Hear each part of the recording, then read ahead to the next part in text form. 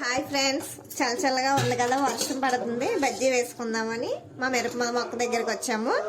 మా మిరప మొక్క చూడండి, పచ్చిమిరపకాయలు,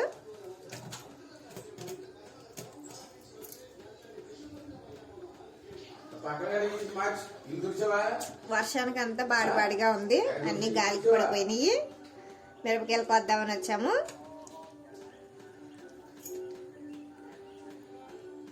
చూడండి, బజ్జీ మిర్చి అంటే ఇంకా లావ్ అవ్వలేదు, వర్షం కదా, కోద్దామని తీసాము.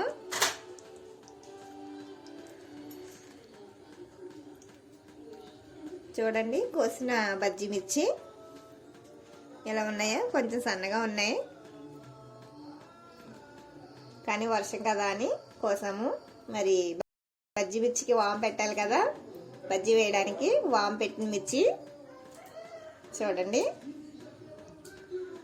వాములో నిమ్మకాయ కలిపి పెట్టాము. వేయించిన బజ్జీ నూనెలో వేగుతా ఉన్నాయి చూడండి. తర్వాత వేయించిన బజ్జీలు వేడివేడిగా బజ్జీ మిర్చి.